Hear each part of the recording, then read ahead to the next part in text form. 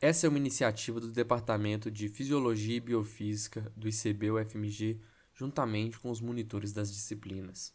Essa aula será dividida em duas partes. Num primeiro momento, irei falar sobre a complacência pulmonar. Em um vídeo subsequente, falaremos também sobre a resistência do sistema respiratório. A função principal da respiração é prover oxigênio para os tecidos e remover o dióxido de carbono do organismo.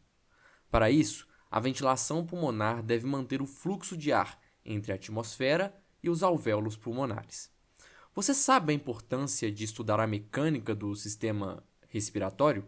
A facilidade com que o ar é movimentado para dentro e para fora dos pulmões depende das propriedades mecânicas dos pulmões em si e também da parede torácica que os circunda. Em primeiro lugar, nós devemos ressaltar que os pulmões estão contidos na caixa torácica, porém separados da parede da caixa torácica por um espaço muito reduzido, chamado espaço pleural, onde há uma fina camada de líquido, que se chama líquido pleural. E esse líquido permite o deslizamento dos pulmões dentro da cavidade, ou seja, o deslizamento entre a pleura visceral, que é a camada que reveste os pulmões, e a pleura parietal, que é a camada que reveste a cavidade torácica. Para haver fluxo de ar em um tubo, por exemplo, deve haver uma diferença de pressão entre os dois extremos da via. No caso do sistema respiratório, conforme nós estamos falando aqui, o fluxo ocorre da atmosfera para dentro e para fora dos pulmões, por um sistema de tubos, que são as nossas vias aéreas.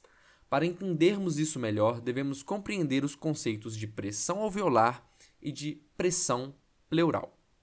A pressão alveolar é a pressão do ar no interior dos alvéolos. Para ter um fluxo de ar, deve haver uma diferença de pressão entre esses dois extremos da via. Nesse caso, a atmosfera e o interior dos alvéolos. Ou seja, para entrar ar nos pulmões durante a inspiração, a pressão alveolar deve cair para valores abaixo da pressão atmosférica. E na expiração, por sua vez, a pressão alveolar fica ligeiramente positiva, dando origem ao fluxo expiratório, a saída de ar para fora dos pulmões.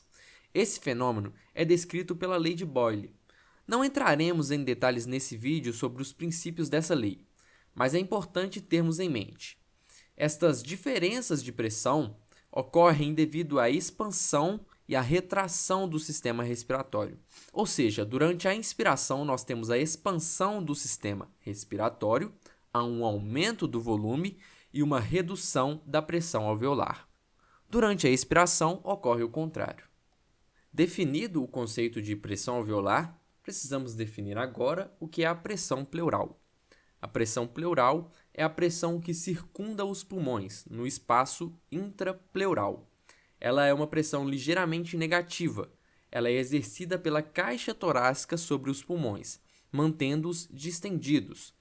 Caso contrário, as forças elásticas dos pulmões os colapsariam. Tendo entendido os conceitos de pressão alveolar e de pressão pleural, é possível entender agora o conceito de pressão transpulmonar, que é a diferença da pressão alveolar pela pressão intrapleural, a pressão que circunda os pulmões. Ou seja, nós temos uma pequena fórmula. PT, que é a pressão transpulmonar, é igual à pressão alveolar menos a pressão intrapleural. Com essa breve introdução de conceitos, chegamos ao cerne da aula, que é o conceito de complacência pulmonar. A complacência pulmonar é a propriedade que determina o quão facilmente o pulmão se distende, se expande.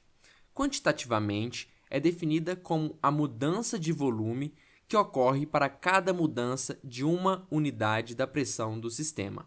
Ou seja, é o grau de mudança no volume pulmonar para cada unidade da mudança na pressão transpulmonar. Assim, a complacência pulmonar é igual à variação do volume pulmonar dividido pela variação da pressão transpulmonar.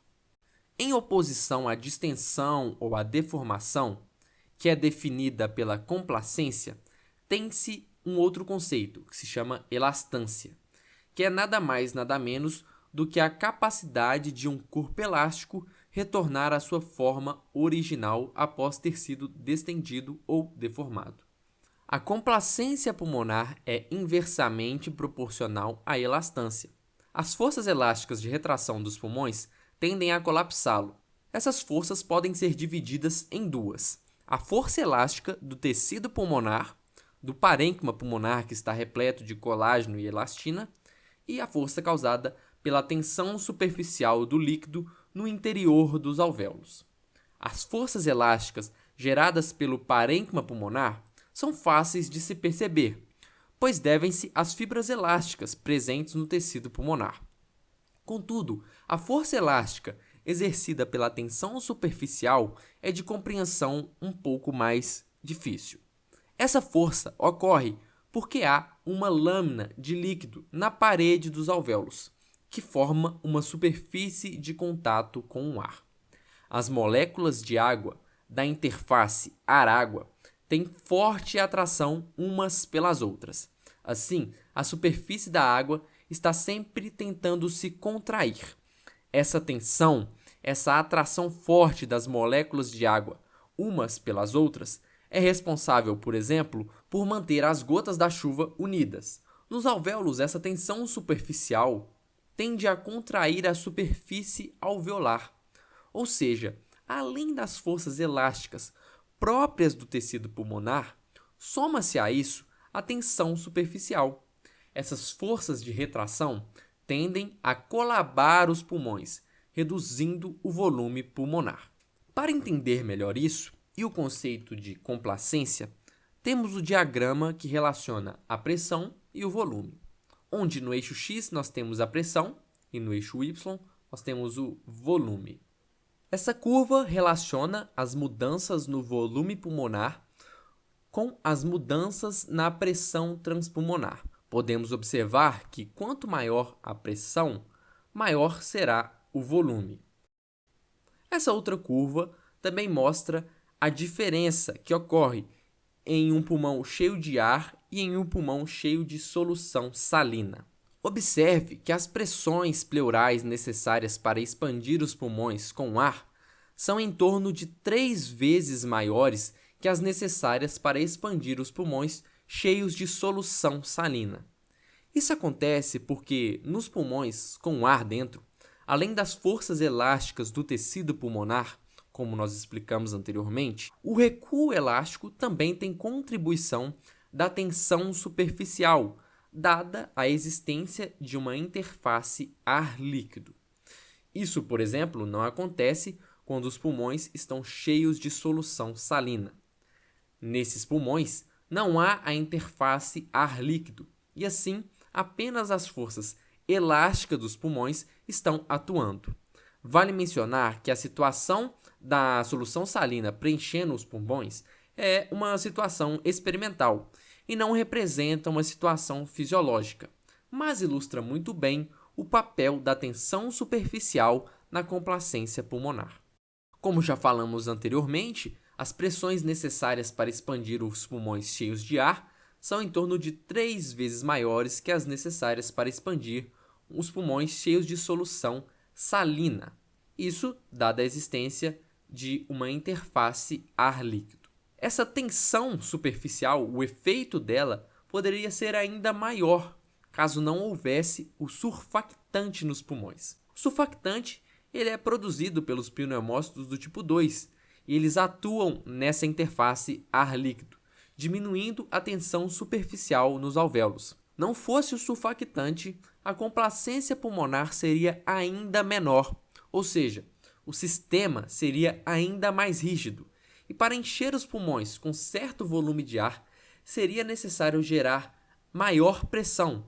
Logo, os músculos respiratórios precisariam fazer muito mais força.